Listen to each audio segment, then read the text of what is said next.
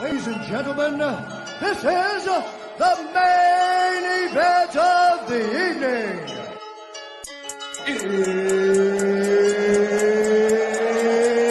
It's Almost time!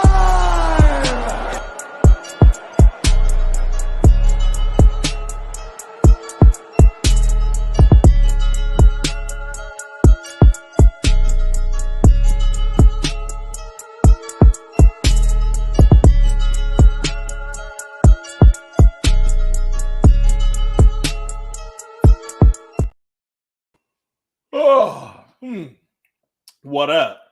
I'm Cornbread, and if you just tuning in, it's almost time to talk about motherfucking mixed martial arts, UFC mainly. Without further ado, let me bring up shit. Y'all hostesses. Oh goodness, sorry. In the red corner, you have none other standing at 6 foot A1 music. 6'1", Oh, look shit. close enough. I'll take it. Where the fuck you at? And then in the other corner is Paul up in this motherfucker. What up? My shit acting up. I don't know what that Hold up. was, but It was all working good for me, I think. I can't hear shit. Really? Right now?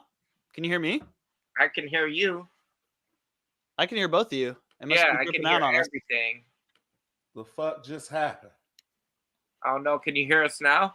Yo. Yo, Mr. Bread. are I'm you straight. having technical difficulties? Because You can hear me? hear you. Look, I don't know. Look, I'm finna reload, so y'all take it away.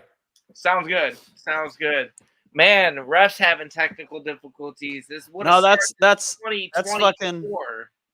that's Keith Peterson. He's been having too many fucking liquor and cigarettes before the Dude, I match. swear I thought he smelled like booze. When you met him?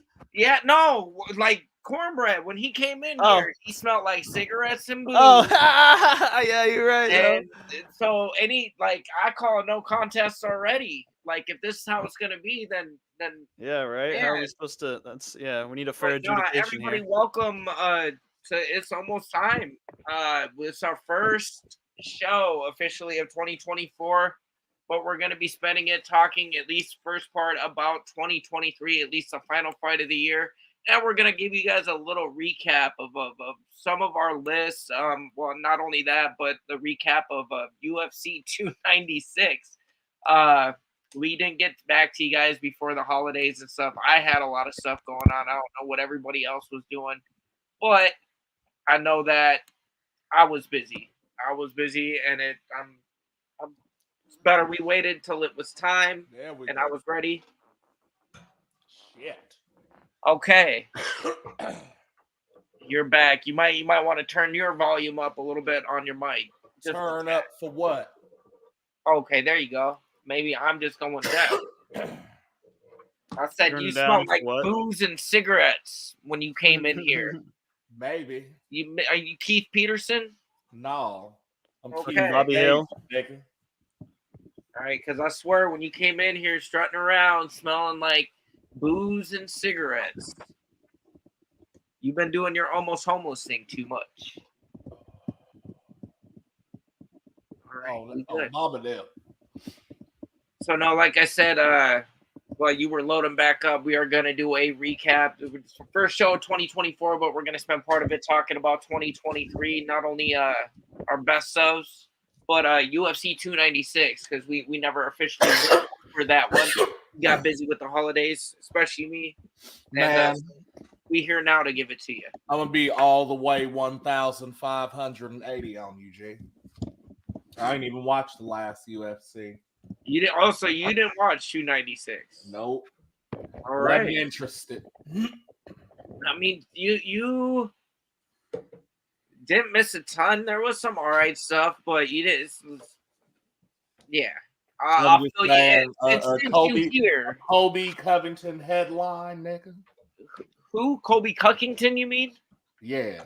who didn't do. I saw the highlights though. Who didn't do shit. Well, yeah. What highlights? I mean, they weren't his. You just saw footage of the rounds. Yeah. But yeah, no, we'll kind of run through that one, and I don't come at Leon's AD Carson looking ass. So obviously, you already know what happened with the main event, and actually, Leon Edwards, for the most part, looked really good. There's a couple spots that he picked where he engaged Colby in his game, kind of did some groundwork and stuff like that. Covington looked flat, looked very fucking flat, and just you can tell he'd been out 19 months, and I'm glad he was flat. I'm glad he talked all of that shit. I'm glad Masvidal bust you in your shit. Yeah, no, he talked all that shit just to not do anything but blame the judges for him liking Trump is why he lost. That's I don't know. Well, yeah, I'm gonna do the Jonathan Majors mouth on that.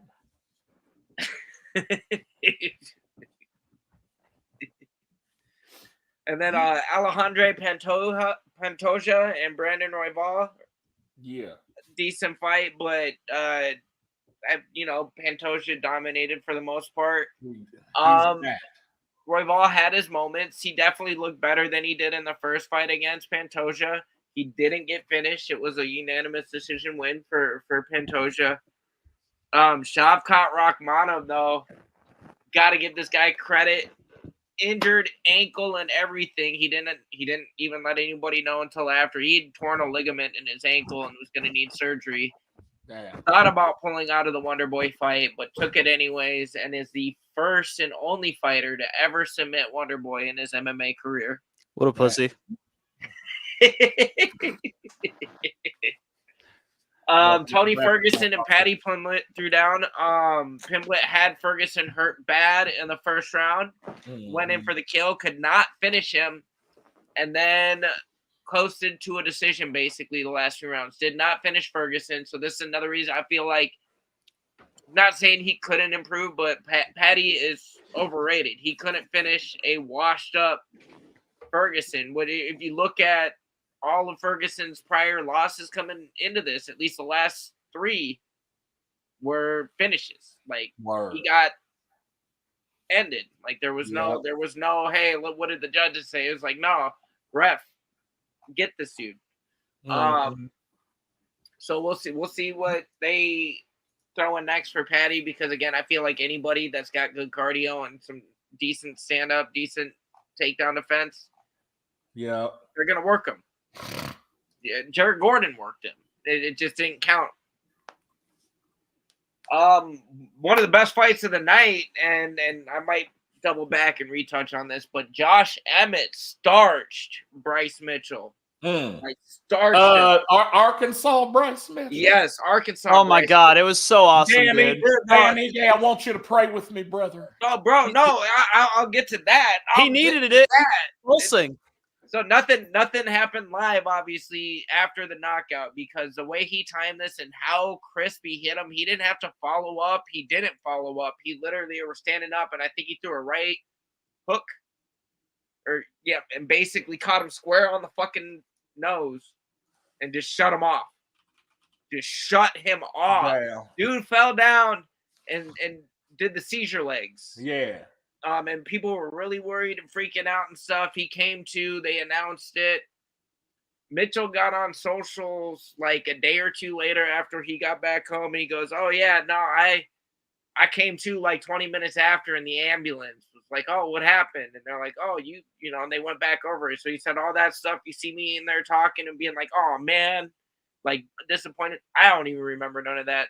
But he said that he's okay. He appreciates everybody that reached out to him and wished him well. He thanks God for being alive, you know, typical Bryce Mitchell stuff. And I'll give him that. Like, I'd probably be thanking God I was alive after a vicious knockout like that too.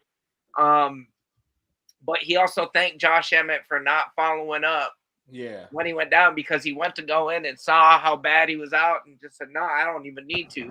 Definitely pulled off even before the ref had a chance to get over to him. I'd have done it anyway. Fuck that guy.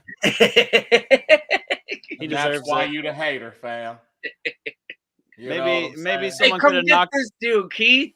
maybe I a couple told you, more. booze and cigarettes. Maybe a Booze and couple cigarettes. unanswered hammer fists would have fucking knocked that flat You earth know, horse shit out you of his already- fucking brain. You already know my philosophy. Get your ass up. I knock you down, get your ass up. Oh, there was no getting up. Hit like all He was senses fine. No, I were know. shut That's off. what I'm saying. He Yeah. was like a 1995 Dell computer when you pressed and held in that button for 3 seconds. Oh shit. Except for Josh Emmett just violently punched it in, and it went to bed. Remember when the TV used to make that line and then it'd go into that dot? Nigga? Yep. Yep. That type of shit. Yes, sir. That's basically what happened to Bryce, and then he came to it, clicked back on, and he thought he was watching ER. What's weird, side note, just some random facts, you know what I'm saying? I can hear like TV frequencies. Like I know when the TV's on Can without like being in the room type shit. You know I what I think mean? there are certain TVs I can. Yeah. Like could the older, like the tube TVs, yeah. That's what I was about to say. I Yeah. remember that I could always, when I was like playing PS2 back in the day, I could always hear when I turned my TV on, it would go. Yeah. Yeah.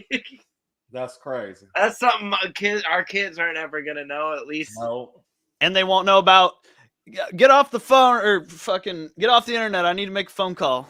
or just not even telling nobody nothing, and they just pick up the phone and mess up your connection, and so you didn't have no choice but to get off. Or like we Okay. had internet, but you had to turn it on first. You had to dial that shit up. Yeah, but then they'd be like an hour into a 2-hour download, and somebody would pick up the phone on accident and stall out your progress. You'd have to go back and do it all over. I can't wait till my sister's 65 and reciting her grandkids Nicki Minaj lyrics. You know what I'm saying? Bro, it's gonna be wild. I just know that much. Alonzo Menafield. Oh, actually, congratulations too, by the way, for the playoffs. Oh, hey, You know what I'm saying? bro.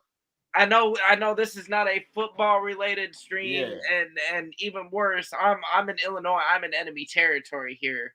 But what about them motherfucking Packers, man? Yeah. And y'all niggas play Amanda on Sunday. Oh yeah, yeah, bro. No, hey. So I'll be the first to admit, I thought we was done a month or two ago. I told you. I told Jeezy. I told anybody that was talking to me about it. Don't even talk to me about it. Don't even talk to me. I don't want to break shit. Like I don't Right. want to break stuff. It is what it is. We rebuilding. And then Jordan Love turns around and has the best first season as a starter that we've seen almost ever. Like he did better than Favre. He did better than Rodgers their first years. Neither one of them took us to the playoffs their first go at it. So that's a big plus. I know people are going to argue we got an extra game now, so it's easier to get in. There's an extra seed too. But we still locked up the 6th seed, which was the original. That was the original final seed anyway. So Right. whatever. Yeah. Go Pack, go. Motherfucker. But yeah, but let's get back into this. Alonzo Menafield actually upset a Dustin Jacoby. Yeah. Got a unanimous decision victory. Actually had Jacoby hurt a couple times throughout the fight. I want to say the 2nd and the 3rd round. There were some close moments where he almost did finish. I will tell you what, though, actually, the fight of the fucking night for this card was Irene Aldana and Carl Hossa. Holy fuck, man. Hossa talked a lot of game and just talked about how she wanted to fight. I feel like there was some animosity, but Hossa thought she was gonna show Aldana a thing or two. And the first round looked all right. But man, Aldana turned it around. That 2nd round came out strong, and by the 3rd round, it was almost not even a fight anymore. One fight of the night honors, so 50 G's for Irene Aldana. G's, baby. Yep. Emmett also got a performance of the night. She's surprised. Yeah, I'm surprised they didn't give Shavkat a bonus, but they're not showing it listed. So that went to Aldana or Hossa? Aldana. And man, she painted Jose's face red. Boxing. Bro, but like the adjustments that got made between the 1st and the 2nd round, you could tell who's got the better coaching. and and it might not even be who's got the better coaching. It might be who trusts their coaching more. Yeah. Because the adjustments Aldana made and how she turned that around, man, like contender for fight of the year for women's divisions. Like just was that. I said I felt like Aldana's boxing is reminiscent of like Junior Dos Santos. Yep. Like that similar style. You know what I'm saying? And it's crazy for how good a boxing she has. How good Nunez was at nullifying it. Mm-hmm. And like got her licks in. Obviously, I went to a decision, and it wasn't Nunez's best performance. No, but there's a reason she couldn't have it be a good performance. No, yeah. Like how this girl fights and how she hits. Like there's a reason Nunez fought the way she did. So I was mad at the time, and I think I was just more so mad she retired without giving Pena that closure, and that because they're one apiece. If you're talking GOAT status, stick around, defend it, open can, or at least finish this trilogy, and then call it a night. Look, I would have said finish the trilogy, get Ronda one more time, be done. Man, who knows? They're trying to set up Ronda and Holmes again, fam. No, that they were talking that, and then and there's nothing official, but there is big rumblings supposedly that the UFC offered Rousey $15 million to rematch Tate. Cupcake. Don't nobody want to see that shit, bro. I think Misha would want to see it because I think I would watch that over Covington Leon. Yeah, me too. What I like to do, if I was, a spiteful person, which I kind of am, but I'm not this spiteful. Dog, you can't. For legal reasons, I'm not this spiteful. You're the resident hater. Right. But for legal reasons, I can't be this spiteful. And I actually took away from Colby's paycheck by stealing the pay-per-view. If I was a spiteful person, that's what I would do. If you were a spiteful person. Yeah. Okay. I see what you're saying there. Yeah. Like if I hated him and I just wanted to say fuck him, but I still wanted to watch it, I would just watch the pay-per-view on stream. They call that the Orenthal defense. The Orenthal, hey, if I did it, swim. If I did it. Head ass boy. Casey O'Neill and I skipped one. Cody Garbrandt came back with a fire KO over Brian Kelleher. First round knockout.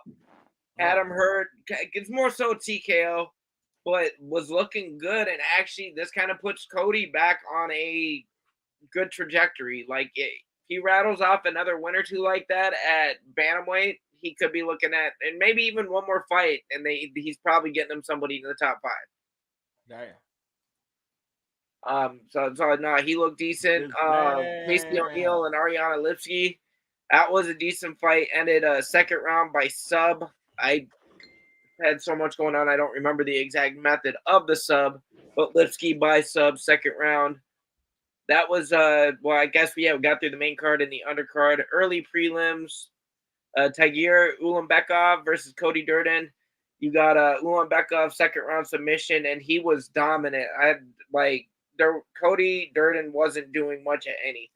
Like he just Ulanbekov had a answer for everything. He's a typical Russian sambo wrestler, right? Very meticulous and looks good doing it. Andre Touchy-Feely got a dub over Lucas Alameda, first round knockout. And then to start out the night, Martin Budai versus Shamel Gaziv.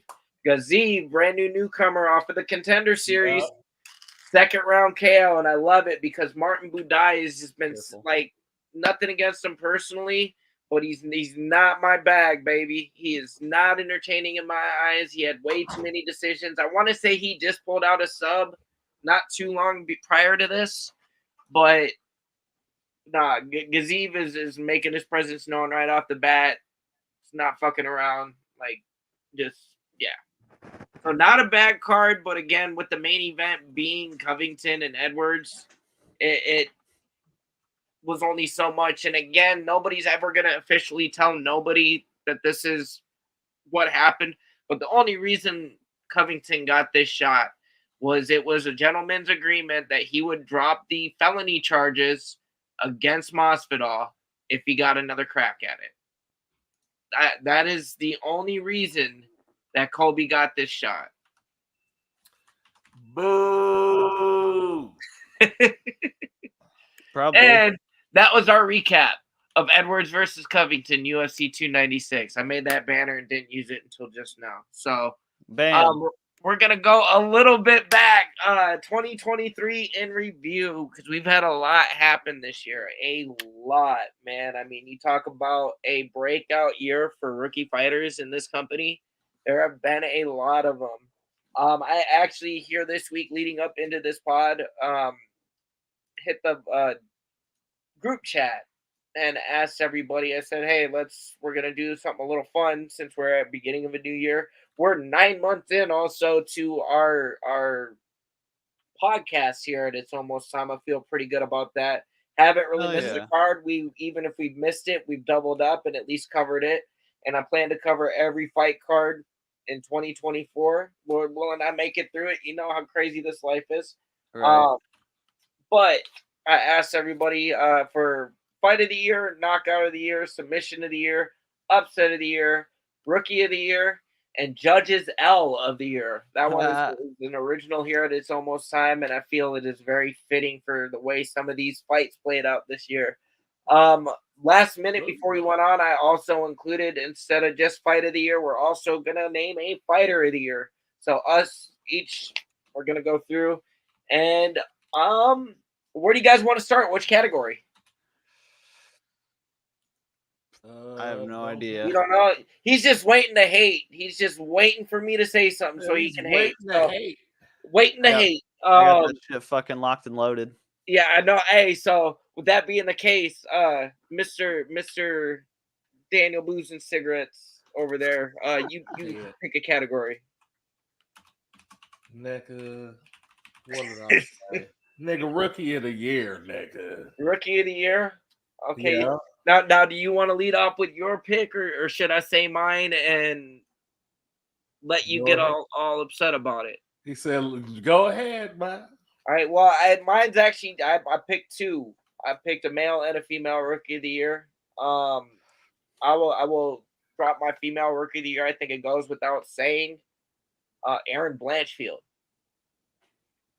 Okay. Well, I got two. She has hit the scene. Been about a calendar year. I'm going back over 2023, nigga. Okay, no, that's what I already kind of took a glance. Sure. You know what I'm saying? You got to make sure. All right, Erin Blanchfield. She cool. Yep. And then my other rookie of the year, and I was gonna go Bo, but I know that's just too easy for anybody to hate on. Man, I'll do one better. I'm gonna give it to Muhammad Makayev. Okay. Pretty solid pick. My only problem is that I can't name another rookie because I don't pay attention to when people are new. Just name your one.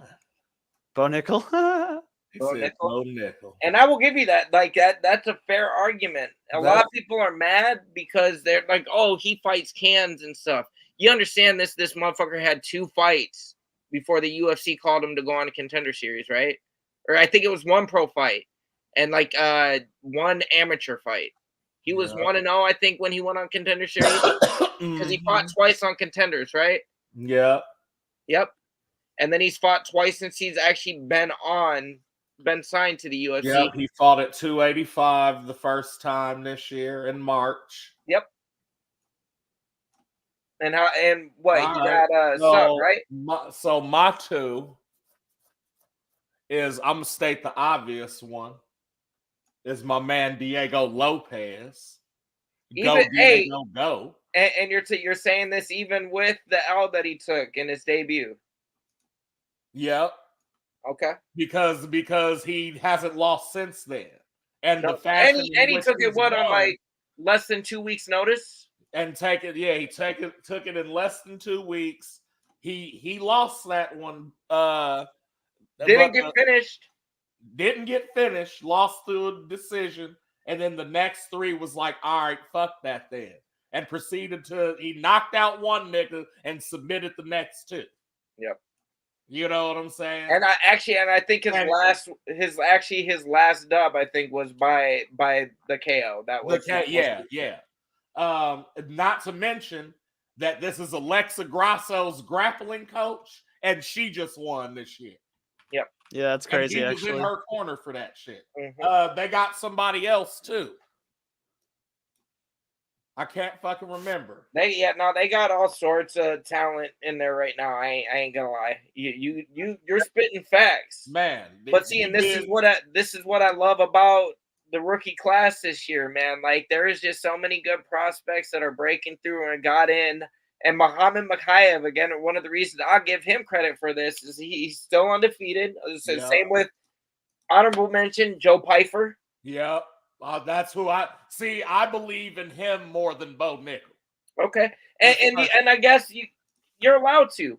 But to finish my point, one of the reasons Bo's been fighting the level of competition he's been fighting is, first of all, he's on his first contract. You're not going to be fighting people that are making 50 to 100 grand a fight, making 20 and 20. Like it just doesn't make sense. So I get him for that, and then also the people that they do put him against.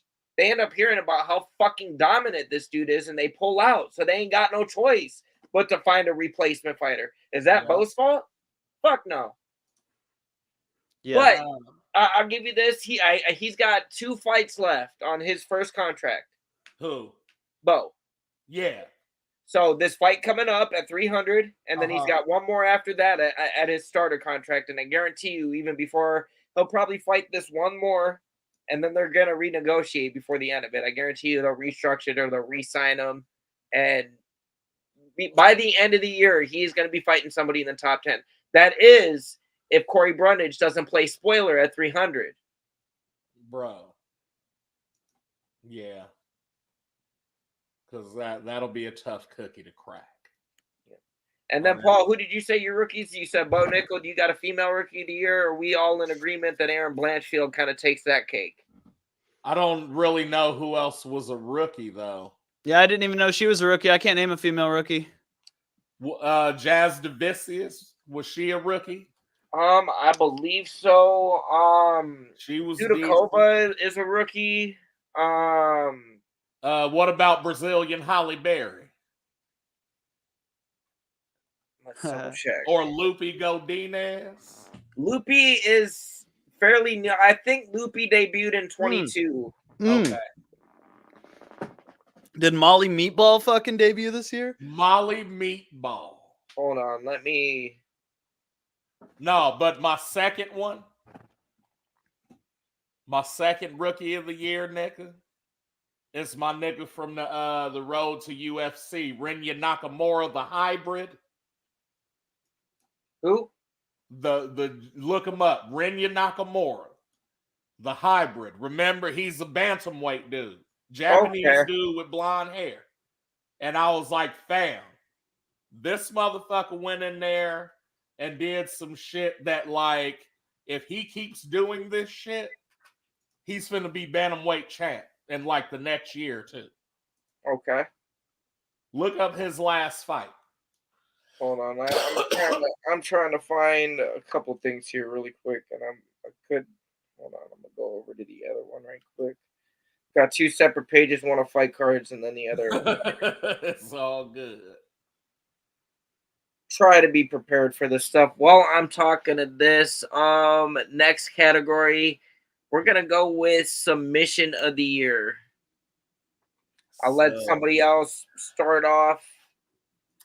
If y'all are ready, if not, I will just state my pick because I liked Brother Bone fame. I believe it was Gabrielle. Hit homeboy with a guillotine, but he tried to like I don't know if he just like the force of him going back did it, or if dude tried to escape, but he got this guillotine wrapped up, buddy, and then just rolled on top of him and was like pulling his head up out of his body, fam. It was amazing. And then my bad. Okay, so that is tied with the Bryce Mitchell Twister. Okay. Lupe Godinez actually debuted in April of 2021. Okay. But that's fair because that's mid-pandemic. That could have been yesterday. It could have been. He said that could have been yesterday. Yeah. Let me see here. And Brazilian Halle Berry. I'm drawing a blank. What's her actual name? Tatiana. No, it's like Luana Pinheiro or some shit. No, I was talking about like the blue face Tatiana. Oh. Yep, Luana. Yep. Let's see when she debuted. Yeah, she was back in May of 2021. Okay, see. But sub of the year for me, anyways, is going to be Aaron Blanchfield. It was a basic submissions rear naked choke. It was just over who the level of competition was. It's Jessica Andrade, a Brazilian Jiu-Jitsu black belt from Brazil. Like, learn that shit in the shit. So the fact that she was able to do that, and I want to say she did it in the second round, like didn't need a ton of time to make it happen. Yeah. Is a rookie. Took her out. That's crazy. Speaking of, I believe that Blanchfield is scheduled to fight Manon Fierro, the French prospect. That's like number 2 or number 3. Rose. Yep. And did it dominantly. Yeah. I'm gonna have to ride with Blanchfield. And again, they've both been looking good, but I think just again, the intensity that Aaron fights at, it's different. And I don't think a lot of people can match that. Right.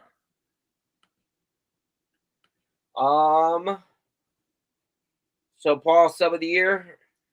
My sub of the year goes to drum roll. Based on the fact that it was, in my opinion, a crazy upset. And now that I think about it, probably happened in 2023. Pretty sure it did. But underdog win, submission win, snagged the belt at the same time. Alexa Grasso. Yes, that did happen this year. That or last year happened in March. Yeah, that was a crazy ass sub. I don't think anybody saw that shit coming. I'll give you that. I didn't. Actually, no, I did because I actually had a bet riding on Grasso to win by sub, and I was actually riding dual bets that night. I had Grasso by sub or Shevchenko by decision. Okay. And if that fight would have gone another round, it would have been Shevchenko by decision. I think that's a good segue actually into the next one. I'm gonna just get this out the way really quick. Our It's Only Time Judges L of the year. I'm gonna give it to Mike Bell for fucking Shevchenko Grasso 2. That is by far the most egregious, worst call in the sport this year as far as getting decisions wrong. There's a couple more even after that.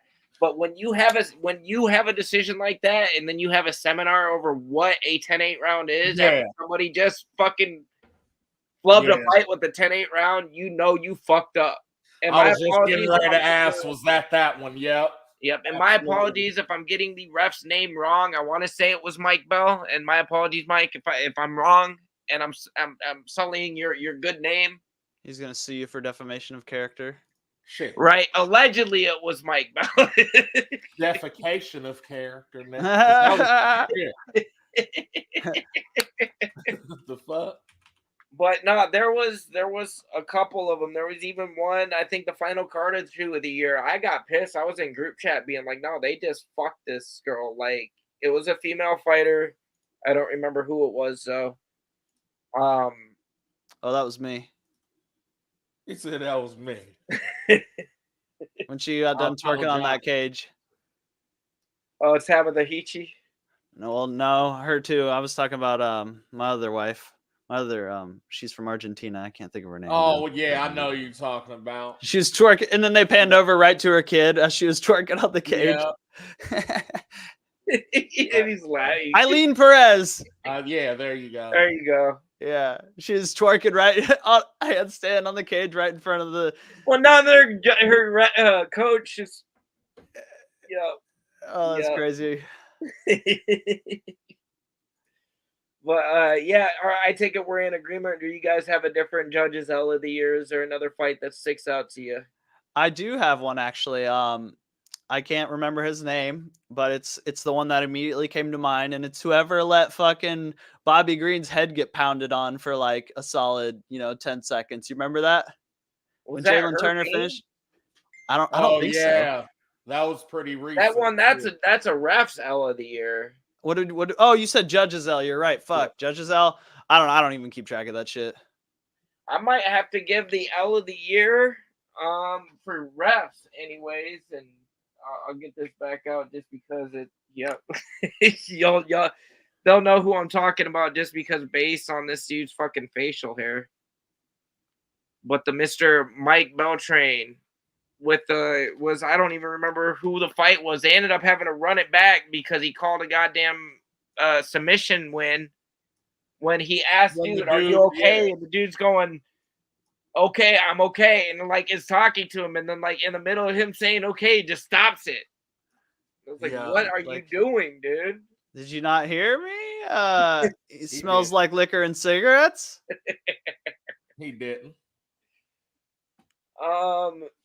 This one again, I'm gonna bring up, and I feel like again, we might have some differing opinions, but my upset of the year, it's a no-brainer for me. Is Sean Strickland versus Israel Adesanya. Like, okay, yeah. Like, especially if you look at the odds, you look at like nobody's giving Sean a shot. I think Izzy overlooked Sean just based on the fact he had his mind set on Duplessis. Duplessis kind of, I'm not going to say he dropped the bag because obviously he's fighting here in a little over a week for the same title that he turned down. But yeah, him turning down Izzy, it's just weird. You fight and fight and fight to get to the spot, and then you get it, and then you say, "Nah, I'll wait." Like that was, and maybe that's a level of trolling. Maybe he got Izzy like, okay, I'll just fight whoever. And he took the biggest L of his career, I think. Like the Pajeda L's, I feel like are more easier to stomach. You supposed to lose to this dude. Yeah. This dude's had your number your whole career, right? Like, other than the one time you got him, and it's funny too because that's what Izzy said to bring him here. He's gonna be that dude talking about when we're old, like he's gonna be in a bar someday talking about I beat that guy one time, and now. With just the way the tides have turned, and I don't think Izzy is done, but It might be Izzy going to be the one in the bar drinking, saying, "Hey, see that guy? I beat that guy one time." Because, like, man, you couldn't write a better story either. That's crazy. I love both of them fighters. I love that they motivate each other to do these things that they're doing, man. And I think this is going to be a big year for LX. Word. I got upset of the year as Islam Alexander won because we know what the fuck happened. Yep. Okay. And y'all motherfuckers playing. Yep. No, I'll give you that. I will give you that. Because we in agreement there. We do know what happened. Yeah. Hater. Mr. Hater. What? I'm sorry. I was spaced out. Oh, hate. Hate. So hard he can't concentrate. You're not wrong. Upset of the year. Upset of the year. Oh, yeah. Sorry. Yeah, I knew that. Shit. Just off the top of my head, I'd probably have to go with you, Sean Strickland. But I would like to see what the odds were between Valentina Shevchenko and Alexa Grasso and see if they were greater odds disparity than that fight, just out of curiosity. You're talking number 1 or 2? First one? Yeah. Which one? Whichever one. Yeah. Grasso won. Strickland, I think, was the biggest championship dog that won this year. Gotcha. Okay. Then he's statistically the biggest underdog. Then I would say. Hell no. Fair enough. Fair enough. Knockout of the year.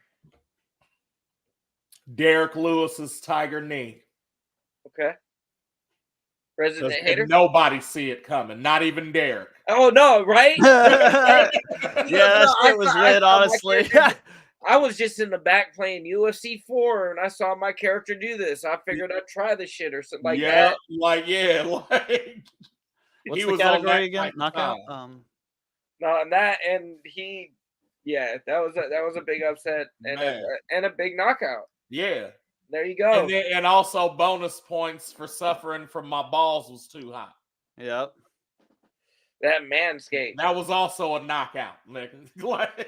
You'll have to remind me if this was in this year or not. I think it was. But I would have to say when Michael Chandler decapitated Tony Ferguson.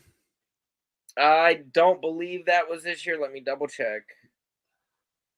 Kicked him right in his shit. Hold on. I really don't think that was in 2023, but I was thinking it was early 2023, but maybe not. May of 22. Yeah. Damn. Fuck, that was a long time ago. Yeah. Chandler hasn't fought since November of 2022. He's been fucking waiting on his red panty night for a year plus because Connor's been playing games with him. Right. Knockout of the year for myself. Well, if you need a little bit more time to think about it, my knockout of the year might be recency bias, but I gotta give it to Josh Emmett for the just starching Bryce Mitchell to end the year. I was about to say, off the top of my head, recency bias, that one, because I hate Bryce Mitchell and he knocked him the fuck out. Yeah, well, and I give him credit too that hater over here said he would have followed up. He would have Dan Hendo H-bombed him. Actually, did Leon knock out Usman this year? Into Matt Hamill, fam. Did Leon knock out Usman this year?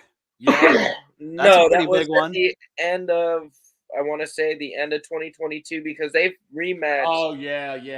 You're probably right. If that was this year, that'd be a big one. Let me double check. Oh, but Justin Gaethje did that shit this year.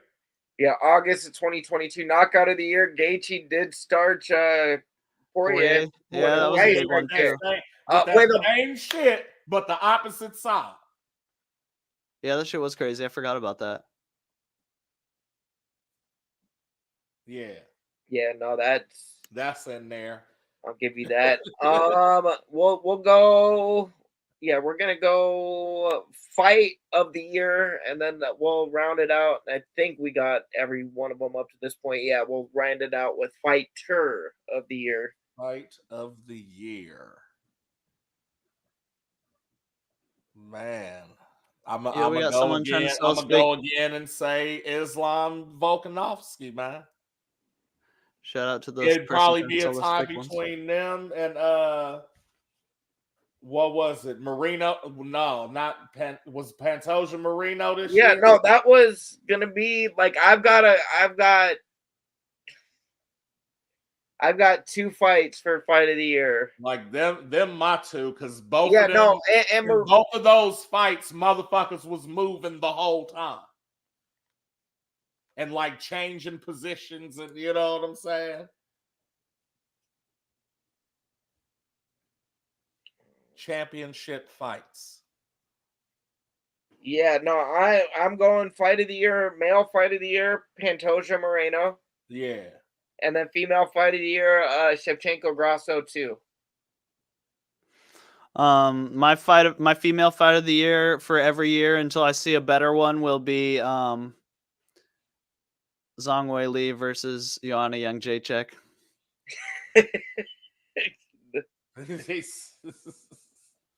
He said that shit was so fucking badass. It's one of the best fights I've ever seen, I think. That fight was so badass.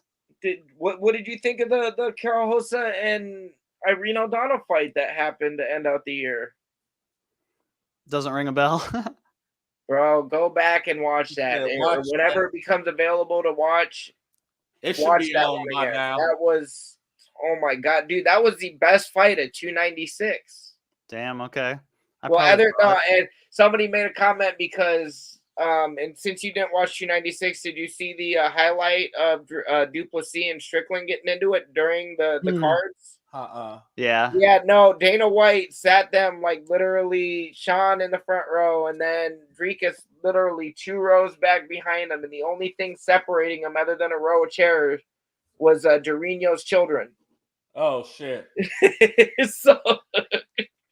So they panned fucking Strickland saying, "Oh, it's the UFC middleweight champion," and he's laughing. He sees Dricus behind him, so he goes, like, does a little gun shoot at him, and late as fuck, Duplessis like acts like he's dodging it, like starts shadow boxing and starts talking, says something to Sean. You couldn't hear what they're saying in real time, but you keep watching them, and then Sean's talking. I don't even think Sean said anything to him. He said, "Do I go now? Is that what the script says? Am I supposed to go now? I forgot." But no, he asked Gilbert Burns' kids and wife to kindly move out of the way. Waited until they were right out of the way, and then jumped over the rows and went at it. Duplessis went to grapple with them, and Sean started throwing some 12-6 elbows. It looked like Duplessis got him down, but then I've got more information or more context now because they released the podcast that Strickland did with Theo Vaughn. I got you, soft hands. But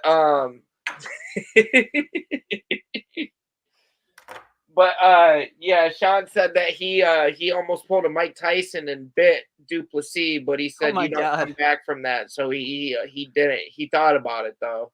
Like the savage wanted to bite him. And then on Theo Vaughn's podcast, it was the day after UFC 296 is when that was shot. Strickland had a little bit of a breakdown, got emotional on camera, talking about it was some really deep shit. Like he had a reason for getting where he got about it. But I feel like people are just gonna like him more because of it, like the fact that he was real and he saw some crazy shit, and I ain't even trying to excuse it either because he also made some really stupid fucking decisions too. Was a neo-Nazi and went on some dumb shit. And only other thing I'll say about Strickland and then that shit in general is this dude is super blue collar, right wing Republican, Trump loving, but like real about it. It's not an act. It's not a Colby Covington. Like I'm gonna create a gimmick, but he makes such a big deal, and he's so quick to call everybody out, call him a pussy, call him a FAGGOT, and a lot of other things. But then the second somebody brings up his childhood trauma and to sell a fight, that's crossing the line. Nah, bro, you were just calling Duplessis the F word and talking about how he must be taking it from his coach in the back and all sorts of crazy homophobic shit. Right. But he says something about, oh, you're gonna think of every time you're when you step in the cage, you're gonna think of every childhood memory of your dad beating you. Like, bro, that's light shit compared to what you just said to him, man. If you off the wall saying some hurtful stuff like that, especially when sexual orientation is involved, that is gay one time. What's that? I said he gonna say that shit to a fighter that is gay one time, right? And then exactly. And what is that? Even if Duplessis is gay, and that is the dynamic, what does that have to do with fighting? What does his orientation have to do with what's about to happen in that cage between you two? I'll tell you exactly what it has to do with it. When they create controversy, it creates more views, which means they get paid more for the fight. Yeah. I thought which is lame. Gonna go into some about dick punches. And Dana White says he'll never tell him what not to say. Dick. You twist his dick, kick him in the dick. Kick him in the dick. Have you seen Chael Sonnen's explanation of why Dana White will never tell them what they cannot say? Why is that? Because telling them what they cannot say makes it too close to pro wrestling because it's almost telling them what to say, he says. Okay. Seems like a little bit of a reach to me. I don't know, but get bought by WWE. Yep. I mean, yeah, but shit's been going on since way before that. Final category: Fighter of the Year. A very good fighter. Well, let me pull up athlete rankings and have a gander. Who did they say? Who did you just put in there that kept two niggas from getting championships? They was like, he's a contender. I'm not for sure. Follow. Hold on. Don't be a punk ass bitch.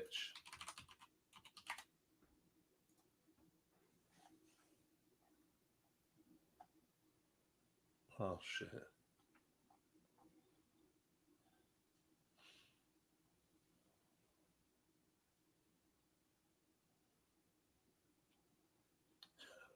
Dumb as hell.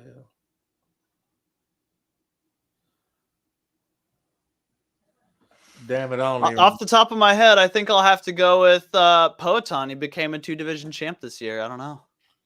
Okay. I'm not super set in that, to be honest, but I was just trying to come up with something. You said come up with something. Because I didn't ahead of time like I should have, like a fucking scrub.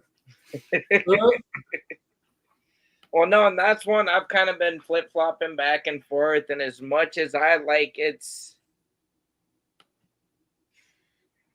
it depends on what I was getting at before. I said I'll talk about it when we're on air. Is a lot of this shit depends on what you personally define as fighter of the year. So that's.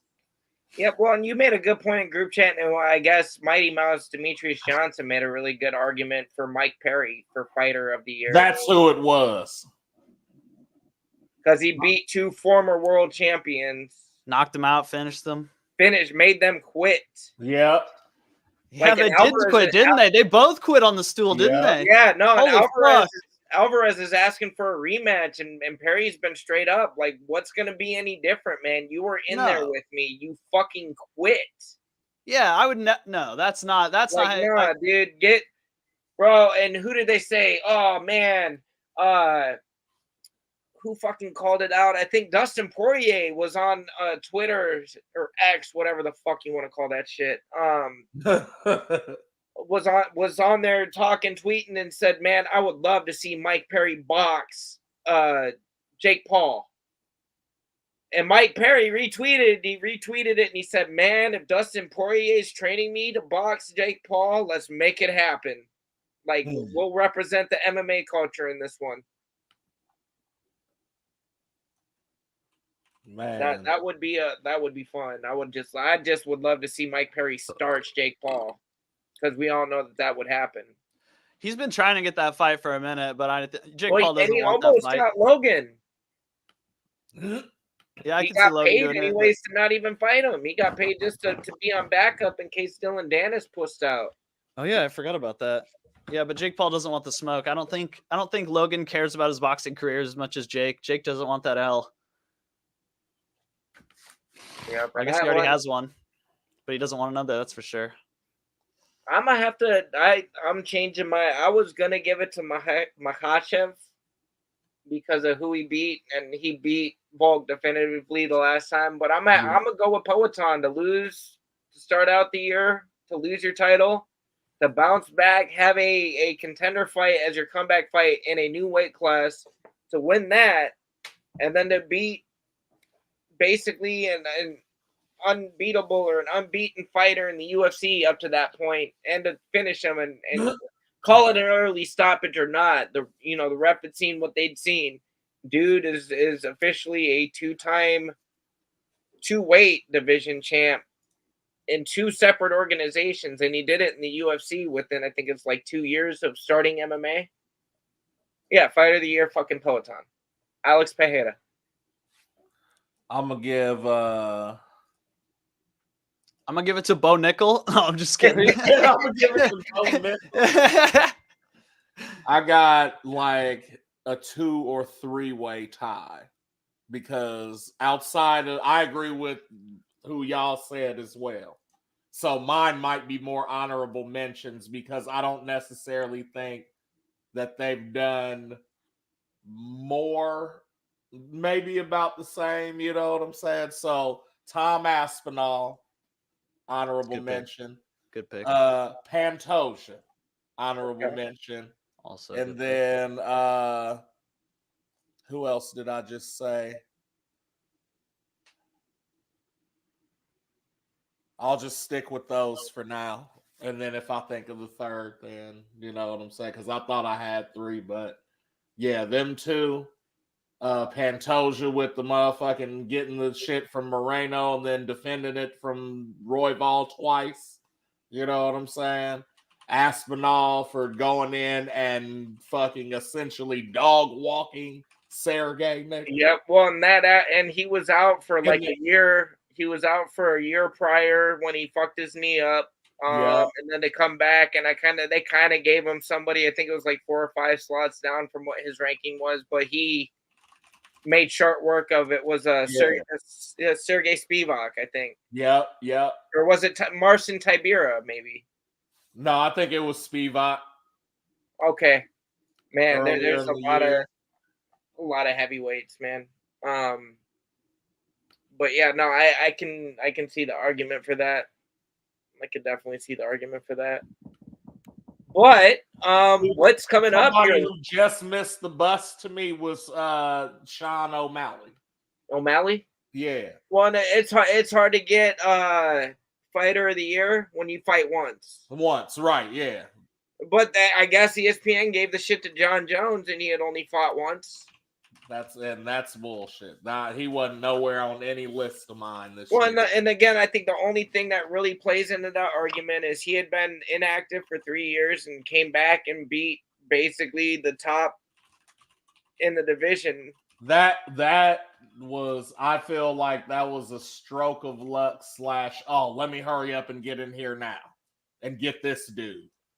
Well, and I think he played it safe than what he normally would have. Just again, bro, world-class kickboxer and Cyril Gane, I'd probably try to shoot right away too if I was Jones. Like, like all day, every day, you got this dude on the ground. And I don't care if Gane trained 3 years leading up to that fight, nothing but wrestling takedown defense and wrestling moves. John still does that. Yeah. It's different depending on there are levels. Right.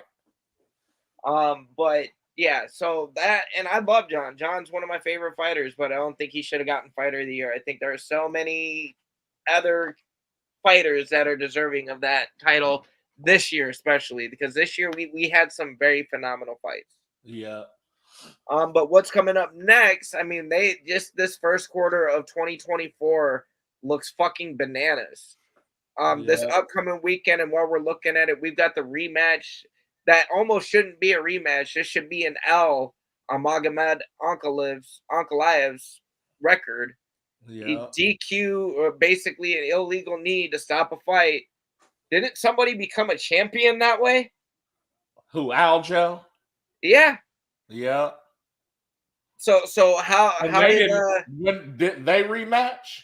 Yeah, but how did Ankalaev walk away with a no contest over a DQ? I don't know. It's because they don't know what the fuck they're doing in Abu Dhabi half the time, at least when it comes to judging and shit. Isn't that the same place dude got kicked in the balls and he's like, you didn't get kicked in the balls? I don't remember. Or was that yeah. Like, no, gaslit him is like, that didn't happen. He's like, it didn't? The fuck? That's crazy because my balls hurt right now. He's like, bro. But now they're someone's got a voodoo doll then. They're running it back. That's the main event. So it's gonna Next one is your boy Strickland and Duplessis, along with Well, hey, you jumping ahead. We gotta look at this card. This fight night coming up is Ankalaev and Johnny Walker main event, five rounds. Co-main event is Mathis Nicolau and Manel Cape. That guy's annoying. So, yep, Jim Miller's fighting Gabriel Benitez, and I don't know if you pay attention to what Dana's been saying, but already made a reporter a promise that Jim Miller was going to be on the UFC 300 card. Watch out. That's dope. And I think what Jim Miller's plan is that's his final fight. He's going to retire at 300. Did he fight at 100 and 200 or just 200 also? 100 and 200? God damn, that's lit as fuck. Yep. All right, so we're starting the year off with a mid card. Okay. Ricky Simon, Mario Batista, Phil Hawes, Bruno Ferreira. Batista undercard, you got Andrei Arlovsky on the undercard versus Waldo Cortez Acosta. Matthew, Semi the Jedi, Semmelsberger versus Preston Parsons, Marcus McGee, Gaston Balonis, Farid Basharat, Brother Basharat, Taylor Lapilis, Gene Silva versus Weston Wilson, and I don't know who Gene Silva is. He's a silhouette. And then you had Gene Simmons for a minute. Tom Nolan, Joshua Van, and Felipe Buenas. If we grab him parlays right quick, I'm gonna speak on it. Give me Moneyline Walker again. That was my money line for that card.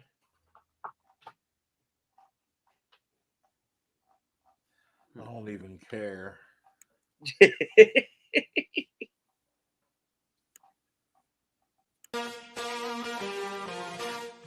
Parlay boys. Hell yeah. Give me Bruno. How am I supposed to bet on these people? I don't even know any of these fucking That's what people. I'm saying. He's talking about, oh, we're jumping ahead like I'm like motherfuckers. I don't even know any of these guys. I'm just looking at the plus minus if you want me to pick. Why do you not know Jim Miller? Okay, I know one guy on this card, and I don't think he's going to win because he's old as dirt. Like, odds are almost even. Off the year with Johnny Walker and a nigga who shouldn't have the championship still. That's the main. Well, and he doesn't have the championship. He's still trying to fight for the championship. Up to that is just like, okay, like I don't know none of these niggas. Well, and Manel Kopp is that crazy ass flyweight that was talking shit to Izzy at the presser. Yeah, he's super annoying, but I'm going to bet on him because he's minus 250 and I have nothing else to go on. So Kopp, Walker, and you said Bueno or Bruno?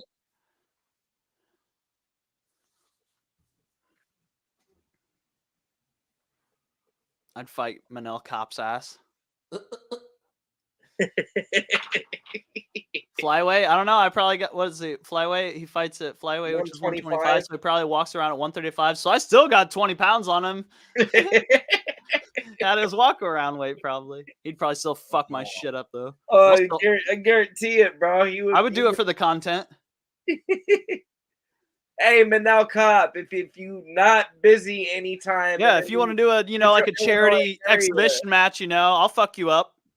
He said, I'll fuck you up in a backyard brawl scenario, nigga. Yeah, we could do it in the gym, go wherever. I'm going to clip this off and tag him on Twitter. Fuck it. I bet his reach is like half mine. But yes, weekend after this, they gotta give you some foreplay, man. The UFC is like a first date, especially starting out the year. They gotta give you some foreplay, cut the balls a little bit before they go down on the jab. This card is like, can I kiss you? I was thinking this card's more like why are you asking, nigga? Just do the shit. I was thinking you asking for a kiss, and I'm ready for over the pants mouth stuff. No, you should start by going in. It's the first card of the year, nigga. Should set the tone, right? Yeah, this is like if a woman who goes out on a first date and she tries to look bad on purpose. Do you know what the first card of last year was? It was Jamal Hill and Glover Teixeira. I don't know what it was. It was January 2nd. That wasn't the second. That was the January 21st. The first fight was Sean Strickland and Nasruddin Imavov. Okay. Dan Ige, Damon Jackson. Raquel Pennington, Ketlin Vieira. You know what I'm saying? Brother Basharat was on that too. Alan Nascimento. Charles Strickland Duplessis, who y'all got? DDP. He said DDP. Oh, so Diamond Dallas Page gonna come in there with the steel chair and fuck everybody else up? As much as you're goddamn right. He's gonna be the special referee, and he's gonna rip his fucking shirt off and start hitting a chair. Okay.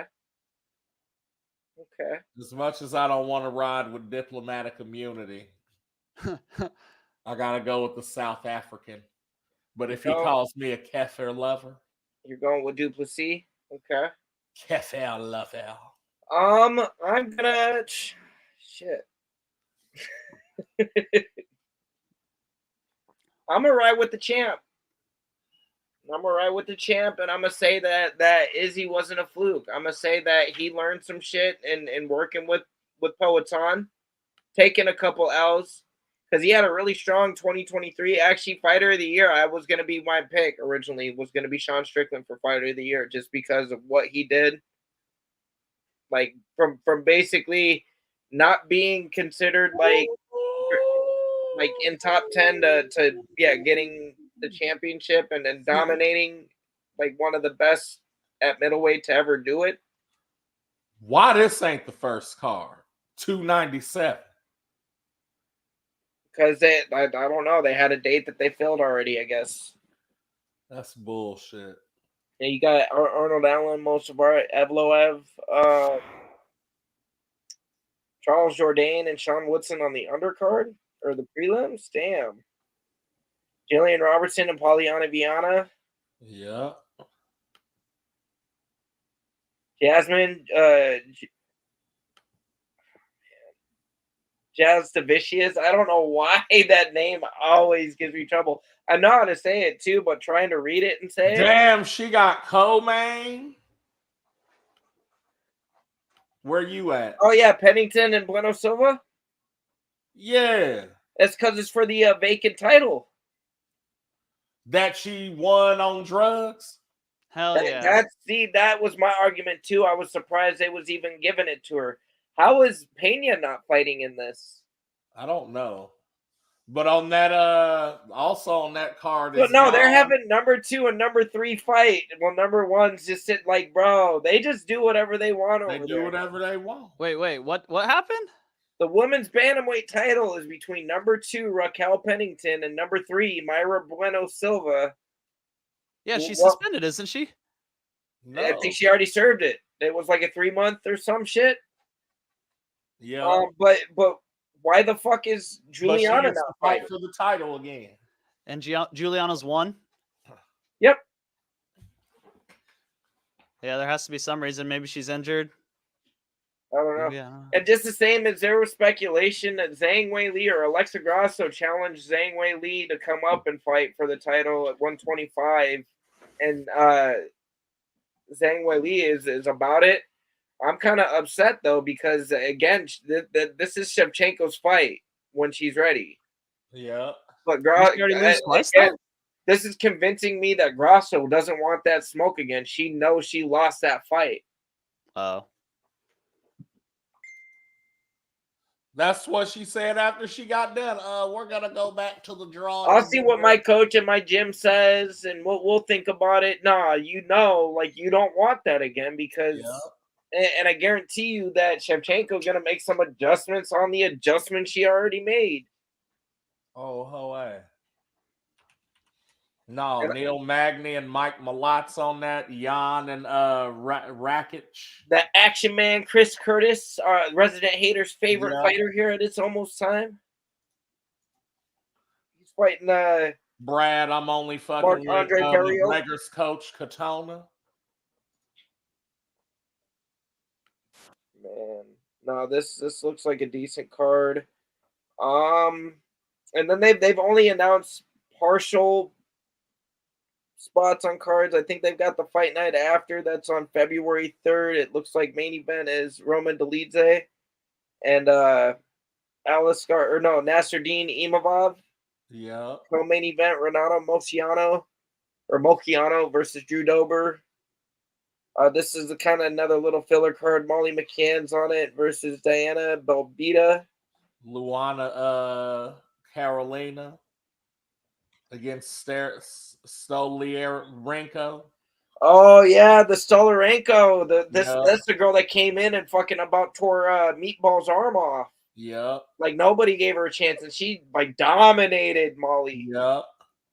I'm a ride with Stolarenko on that one. Fuck yeah.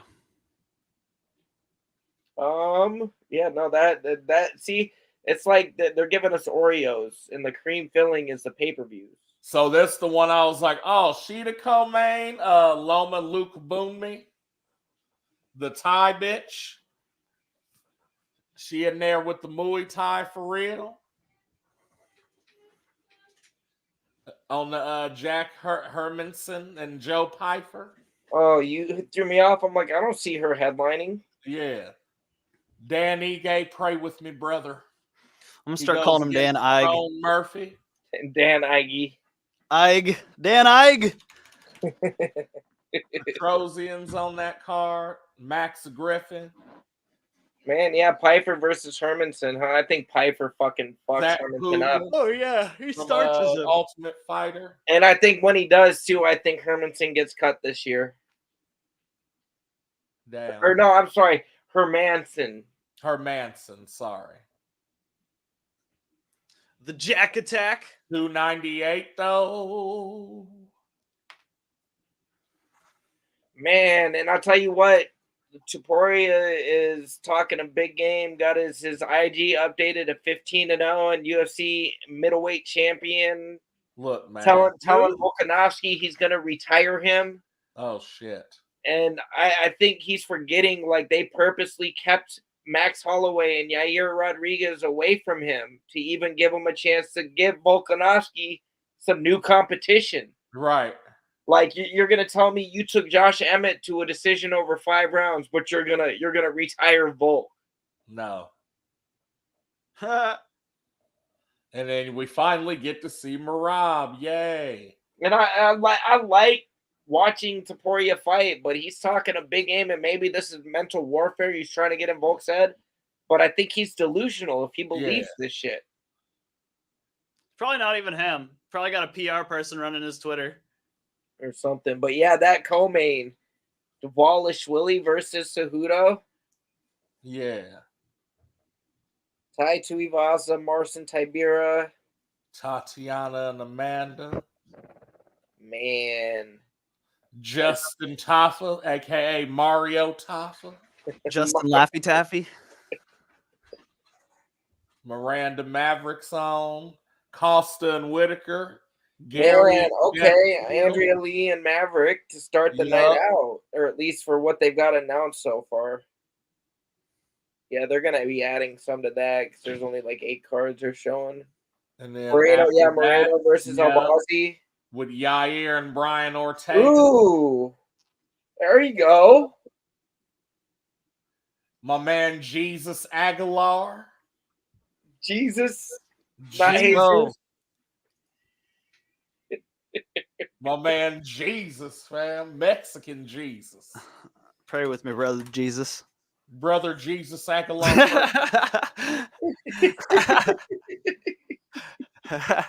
Pray with me, brother Jesus.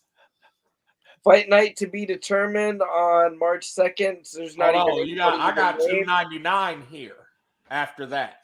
Okay, O'Malley and Cheeto Vera. With a co-main of Poirier and Benoit Saint Denis. My Christmas present from my sister was a hobby box, and I pulled this bad boy. Nice. Number to 99. I'll take it. Up. Cheeto Vera Mem Auto.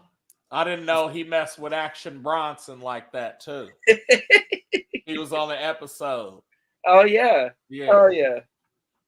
Now that should be a good fight, and like, who knows if O'Malley got it, but like even that first fight, man, I called it before that fight even happened. I thought Vera was going to beat O'Malley the first time they fought, and when he did, I was like, "Oh, see, told you." Yeah. Like, and so I feel like this it could be a one and done with O'Malley. He could have gotten the belt just to be handing it off because he's got a vendetta, or he's trying to pick. He picked this fight too. Yeah. So if it comes back to bite him, man. Hey. Shit. Benoit Saint Denis co-main, Macy Dustin Barber after Poirier. that. This fight actually literally just got announced yesterday. It was Poirier Yeah. versus Benoit Saint Denis. There's actually word through the grapevine that Benel Dariush and his camp had accepted an offer from the UFC to fight Benoit, and that they were waiting on Benoit's team to basically ball was in their court. Well, I guess they went and got a bigger bag because Dustin Poirier's ranked number 3. I want to know why the fuck Brian Ortega is ranked 3 when he hasn't fought since July of 2022 and lost. I don't get that either. I thought they take you out of the rankings after you were inactive for a year. They should. He's been inactive for like a year and a half, unless there's like some super legitimate. Oh wait, maybe there was. I feel like he got hurt, didn't he? You know, even if he got injured, like you're holding up the division. So he goes back to being active and competing, and then try to figure it out from there. But he's definitely still not ranked number 3. And like, there's like I would even put Poirier ahead of Ortega at this point. Right, I was just looking at rankings to see like mix. Well, yeah, no, Gilbert Burns and Jack Della Maddalena, dude. I love Burns' go-getter attitude. Like he'd take, come on. Like I don't care what your rank is. If you want to fight and the UFC is gonna make it happen, I'm signing. He did the same thing with Hamzat. Hamzat was ranked number 11, and he was ranked 3, and now he's taking on number 11, and he's ranked 4. Man, I'll give him mad credit. But hey, Poirier, he's my favorite fighter. Poirier's doing the same thing though, ranked 3, fighting number 12. Yeah, about time though. And I will. He even said after the Gaethje fight that he wasn't trying to fight anybody new. He wasn't trying to welcome anybody new up. He wasn't interested in that. But you just took it. Oh, dude, you're gonna have to do something.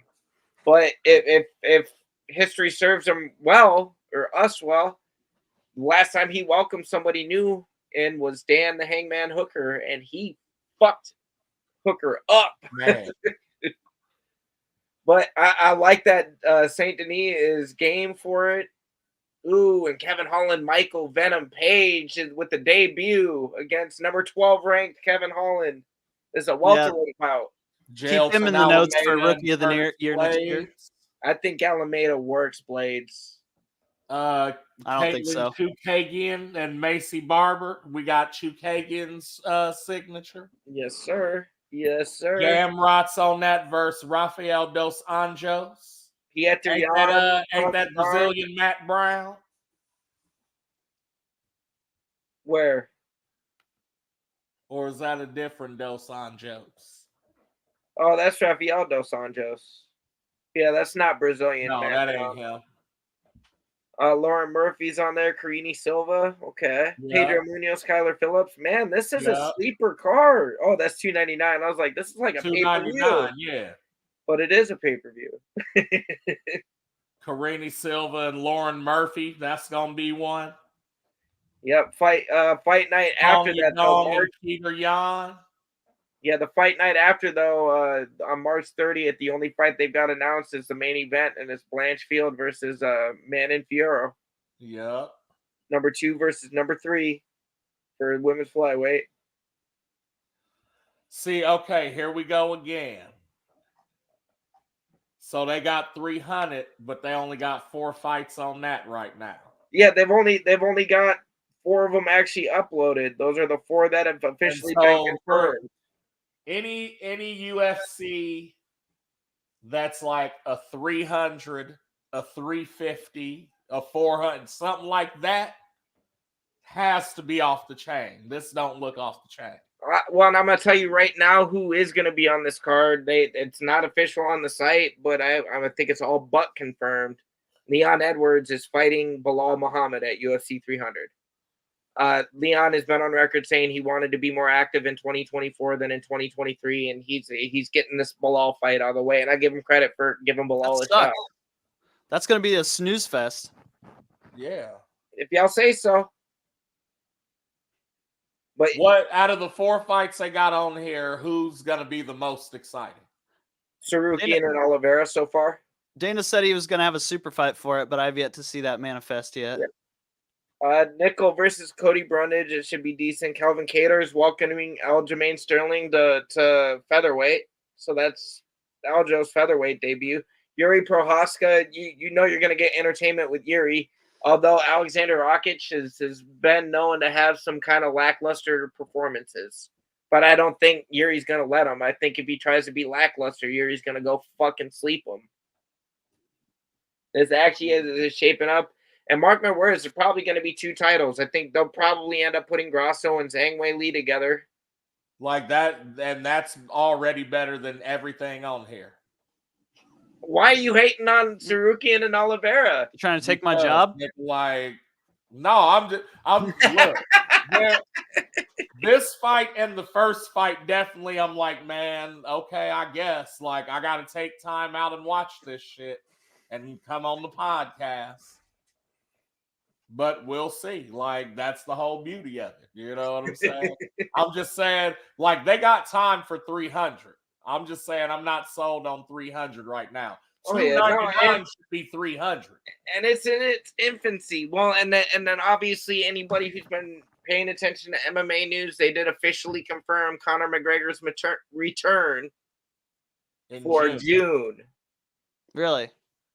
Yes. Oh, so that's probably International Fight Week. Is that when that is? Yes. Yeah, late June 29th or something like that. It's going to be during International Fight Week. That's the first time that they've held Fight Week in June. It's usually the first week of July.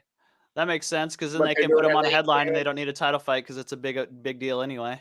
Yeah, well, and they couldn't put Conor on any card that has a title fight because he's got a clause in his contract that says that he's got a main event, he's got to headline the card.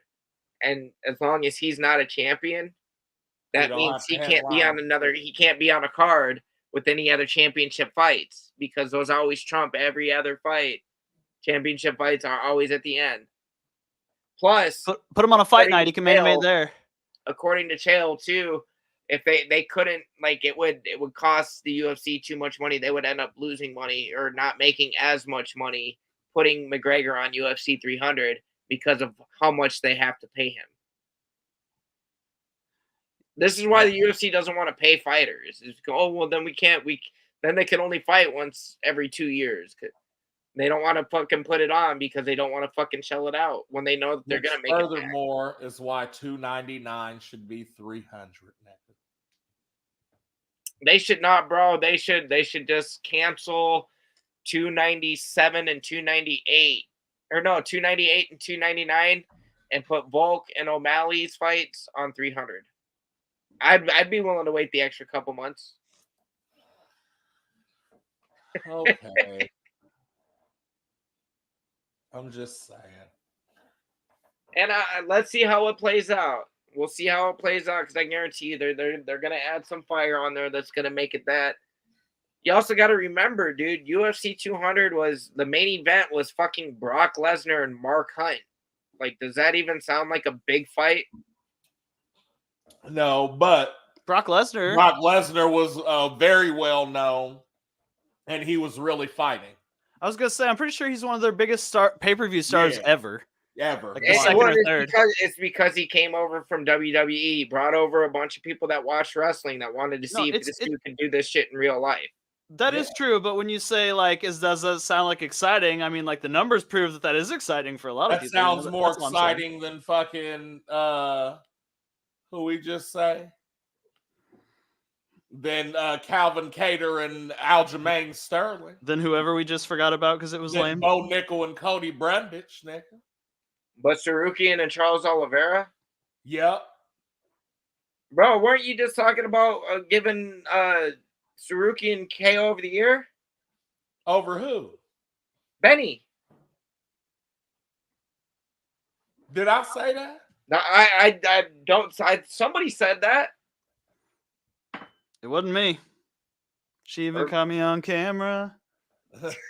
I probably did. Shit. I said it was a dope ass knockout, and then I was like, "Ooh!" But the Derek Lewis knee. That's what I'm rolling with. Gotcha. Well, no, and I'm just saying, like, I feel like, again, Sarukian and Oliveira, that's gonna be a banger. That's the only one you've lost me at. Like, I get that's like the only one you lost me at. Look again. Right now, I'm not sold, fam. All right, just off them 4. That's what I'm saying. Gotcha. And again, I said they got time. So, like again, if Wei Lee come up and fight old girl, we back on. And obviously, Edwards and Muhammad don't do shit for you. I mean, it's a little better. You know what I'm saying? Okay. But we'll see, man. Like, I feel like last year, throughout the whole year, like it was a lot of suspenseful shit. And then it was a lot of changing of the guards and a lot of, oh, fuck, I didn't expect that to happen. You know what I'm saying? So that's fresh off in my mind going into 24.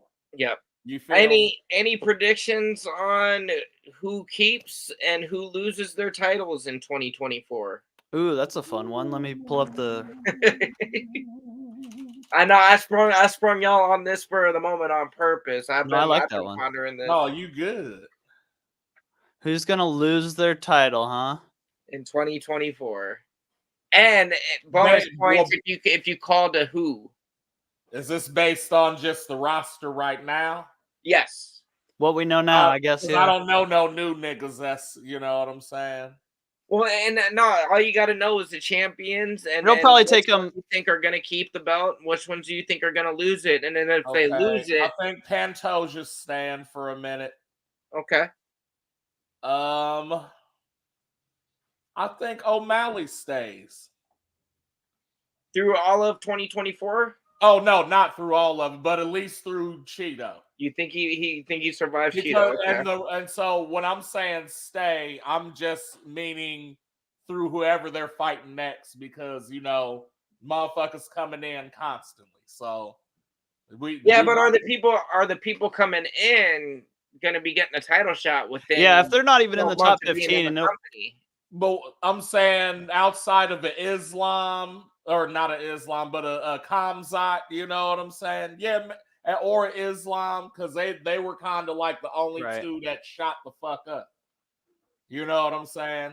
Islam and Pajeda, but he was already a decorated fighter, and they kind of had to fast track him. So like, okay, so for instance, under O'Malley is fucking Cheeto, Marab,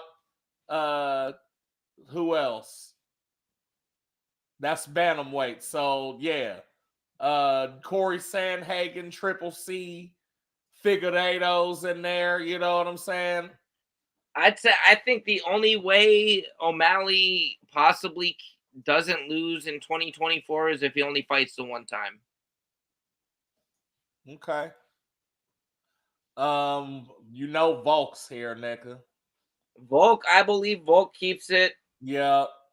I believe Pantoja's staying. I believe Islam I believe Islam is staying. I think Leon loses, not necessarily to Muhammad, but I think if he ends up having to fight Shavkat after, Shavkat's going to be champion, and then it's Shavkat's reign from there for a minute. Strickland loses, even if it ain't to Duplessis. I think I was going to say the same thing. If he beats Duplessis, I think Izzy comes back. Mm-hmm. Same. Jones. I'm not even putting Jones in there. You know what I'm saying? I'd say he fights, he retains it, and he retires. Okay, that's cool. Grasso does not keep it. If Waylay fights Grasso, she don't keep that. I don't care. I don't care who Grasso's next opponent is between Shevchenko or Weili. Either one of them are going to beat Grasso. And I sound like a Grasso hater, and I hate it because I fucks with Grasso. I like her style. I like how she upset Shevchenko like that. Like, that's not even that. I feel like this last fight that she fought against Valentina, she lost that fight. Mike Bell gifted her not losing that belt, allegedly. If it's Mike Bell, God damn it. If Weili does stay at strawweight, then she ain't going nowhere.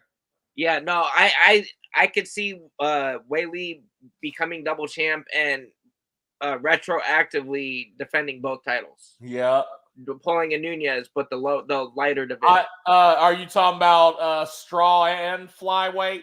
Yes. So if she tries to go for flyweight, Manon might give her problems, but I feel like that's it. And maybe Blanchfield. Maybe. But we'll see see after though. Blanchfield fights Fioro. Yeah, well, and as good as Blanchfield has been, she's got one of the toughest fights ahead of her in Manon Fiorot. So that's what I'm saying. Yep. So if Manon does that to Blanchfield, she is at least gonna be an issue for Wei Li. I'm gonna call her filet mignon. Now, what about Poatan? No, he stays, I think, too. You think so? You think he's gonna defend and stay? You think he'll beat Jamal? Does he have a matchup? Jamal next, don't he? That it's supposed to be Jamal, but Jamal's taking a little bit longer than expected right now with the Achilles injury. He would have. My guess is that they're gonna try. They're gonna. Bro, do not count out Johnny Walker though. I'm telling you. No, I'm just going based on rank. Okay, I'm just telling you. He has a fight coming up with Johnny Walker already. But that's what I'm saying. Right. But they could still fight this year. You know what I mean? No, they could. They could, but he wouldn't. Rakic got to fight. Everybody else, he done fucked up. Krylov, maybe. The only person I think who is going to be able to take the belt off Poatan in that division is Anthony Smith. Where the fuck he at? Exactly. Number 10. No, that was a big joke. No, that was the most haterish comment I've heard in this pod so far. So Nikita Krylov moved up over Johnny Walker. How? I don't know. Did Krylov win a fight recently? Or did Johnny lose one? Johnny lost recently.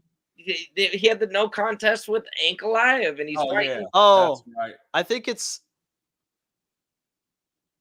I don't know how that works. Because like I said, I'm looking at the rankings, and everybody's basically sewn up until like Krylov's number 6, Khalil Roundtree. That's basically it. Yep, and you're not really looking at 9 or 10. When we're talking championship fights, or at least. So unless he's gonna wait until one of the top, it's gonna have to be Jamal or Magomed. Those are like the only two options, and obviously Magomed's fighting this weekend. So but if Walker beats Magomed, that could be an option. Yep. Walker versus Poatan. Winner of that, I could see it, but I could also see the winner of that seeing Krylov, and then the winner of that seeing Pereira. Yep. And who knows? I mean, if Yuri goes out too and dominates Rakic at 300. He could maybe earn himself another shot. Yeah. I've seen crazier things happen. But no, so what we say, 2 people change guard? I'd say 2. I don't see Volk. I don't see anybody challenging Volk at featherweight. Who is the 2? Strickland, and who was the other one? Leon? Grasso. Oh, Grasso? Or no, Strickland and Edwards, sorry. Strickland, who do you think is going to beat? And Strickland, Edwards, and Grasso. Who do you think is going to beat Leon? Shavkat. Yeah. He has a fight coming up, doesn't he, with somebody? Yeah. No, Rakhmonov? No. No. Oh, and that might be the one that's at 300? No, I don't know. No, Leon Edwards is fighting Bilal Muhammad at 300. Yeah. Oh. And I'm not going to say that Bilal couldn't beat him. But I think that Leon's probably going to win another decision. Did you see the video of him crying in the octagon when he got poked in the eye? Who, Bilal? Yeah. No. I'm not bashing on the man for crying because everybody needs to cry every now and again. I'm bashing for the man for going, oh! like 3 seconds after he got poked in the eye. Yeah. He sounded like a toddler. I'll have to find it and send it in the group chat. I fucking cannot stand that guy, bro. Hell no. I disliked him a lot more after watching that.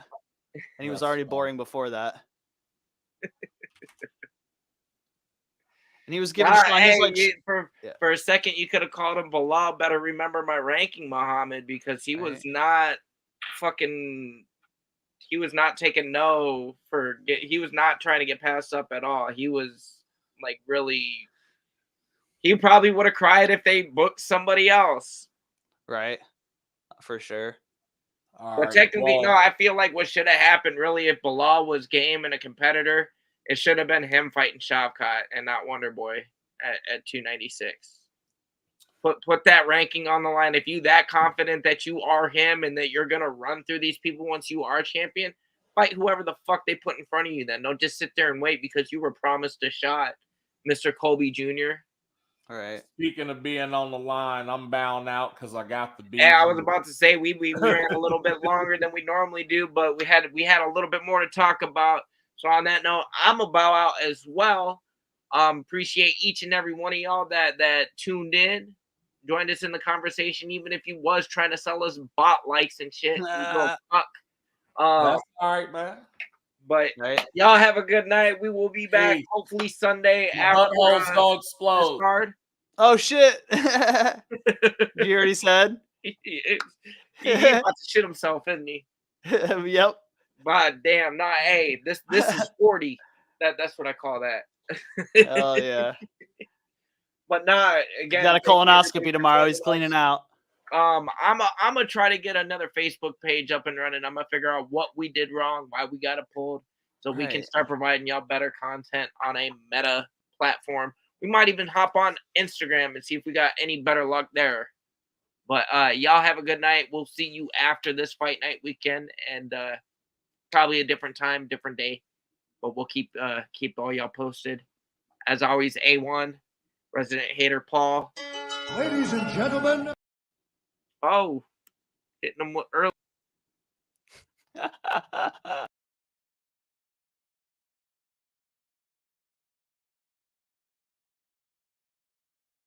Ladies and gentlemen, this is the main event of the evening.